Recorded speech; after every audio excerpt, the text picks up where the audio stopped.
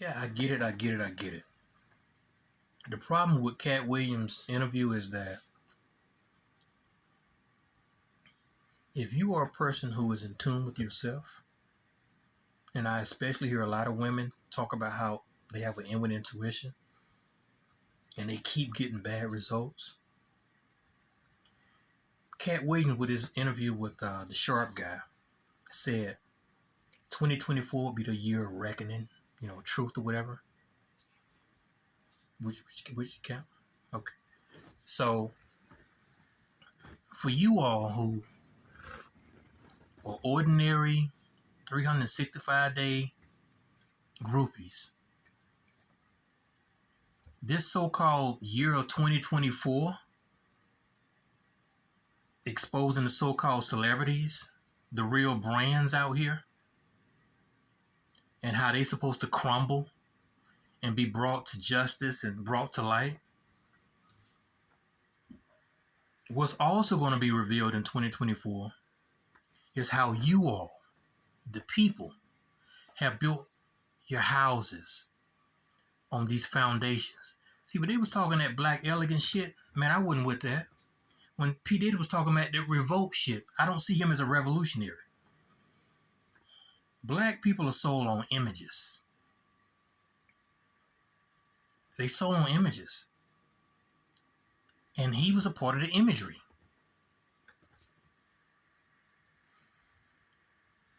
With 2024 and 2025, and I said this like in 2020, I said a lot of what you all been building your foundations on, it's going to be challenged.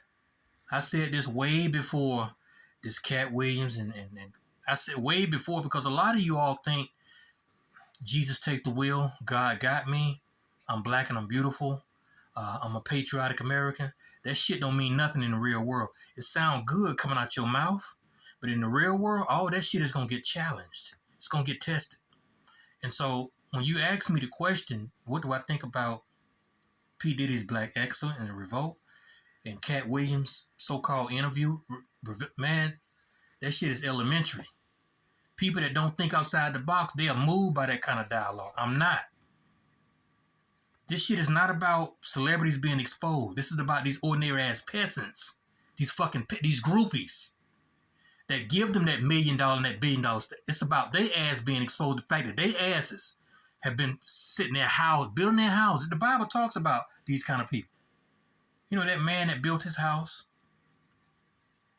on sand and that shit slid?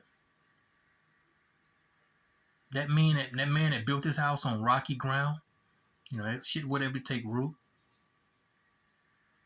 And then that one that built his house on proper land. Then there's another example, the soul seer, one that sowed his seed amongst thorns and thistles. Thorns and thistles represent, you know how those people get real excited, happy, and they ready to take action? Well, those thorns choked out the so-called word. Then you got those that was sown amongst hard ground, didn't take root. Then you got those that was amongst the wayside, seed that was sown amongst the wayside.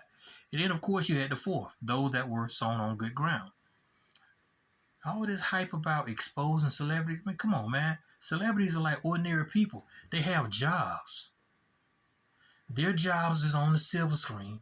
Your job is in logistics or on a car dealership parking lot.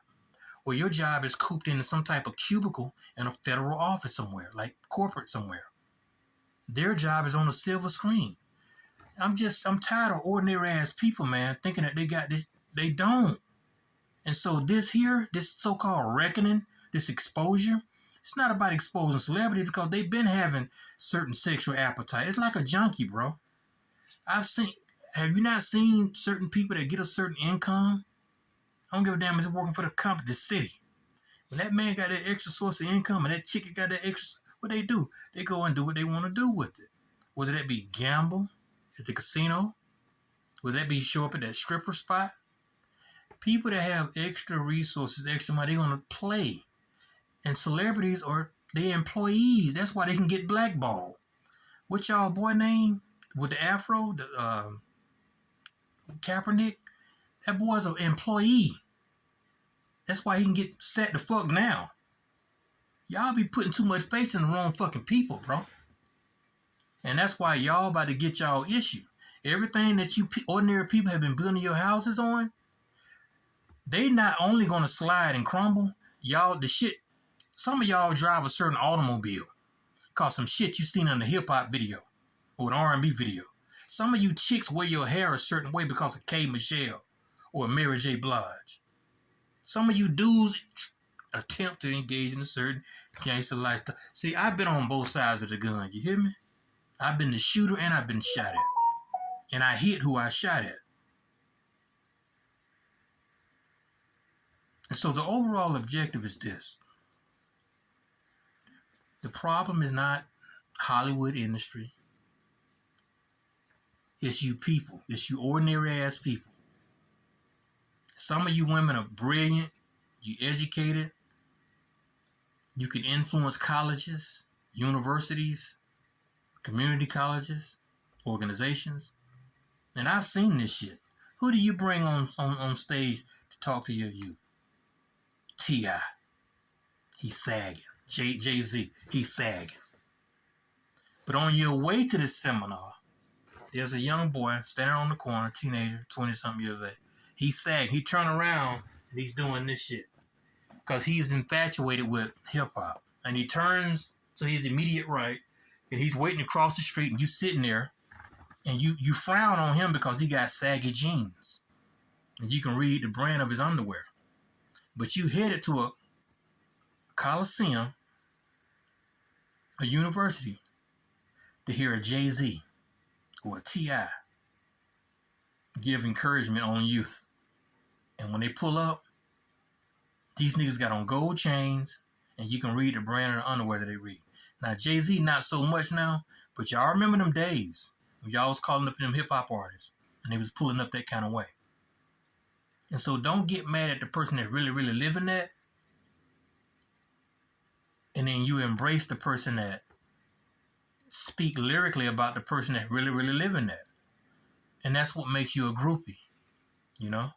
And so this whole, like I said, man, 2024, 2025, it's over with. Because what y'all expecting in 2025, it's already cracking.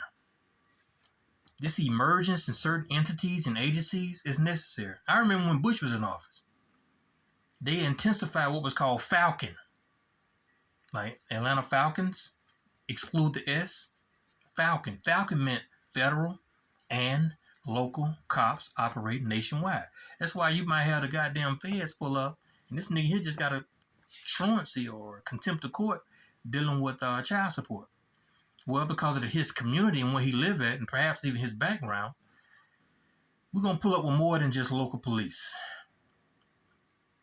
You have potential to be in our federal data bank. So it's you, the people, who have slept. And that's what I'm tired of this. Y'all are not, hit it. You all are not going to overthrow no government, not locally, not statewide, not nationally, and damn sure not universally, globally. It's a new day. It's a new sunlit day.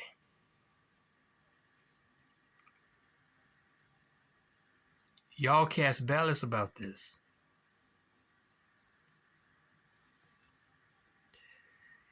Embrace the day that you contributed to.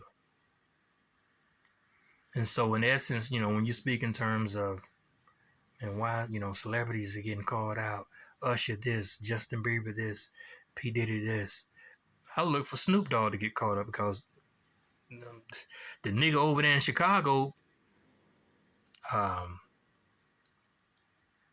and I like this dude. I like him. Seymour, I like his personality. He's a funny guy. I would watch him next, right out. If Boondocks came on, I would be looking for Seymour, Pimp Seymour, the minister Seymour out of Chicago. But he said he had to convince Snoop to go back to his wife.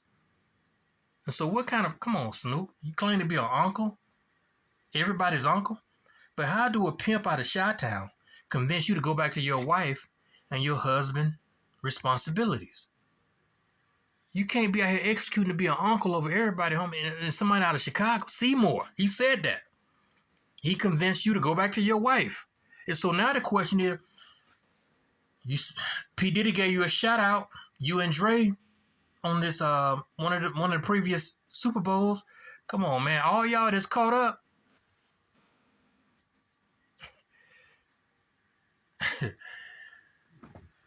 The Fed got like a 99.8 or a 98.9 conviction rate, and a lot of y'all not built that way. And that's what that goes back to what I was saying. A lot of you fans have been building your lifestyle. A lot of y'all don't drive certain automobiles. You don't wear certain clothing. You don't wear your hair a certain way. A lot of you clowns is wearing dreadlocks because you favorite Wayne and all these other cats. That's not you. I fuck with what's happening. Now, here I am, 48 years of age. I've been on both sides of the gun. I went to prison when I was 19, released when I was 32. I'm a shooter. And I don't do drive-bys. I went in that house, and them niggas was up. Niggas went up in there sleeping. These were males, gang members. Some of them even was packing, I was told later. But, man, I was with that. And so it is what it is, man. I mean, it's I'm not anti-government. I'm not anti-FBI. I promise you I'm not. It's necessary. What's about to happen is necessary. It's all you all has been rallying these ordinary peasants, these people.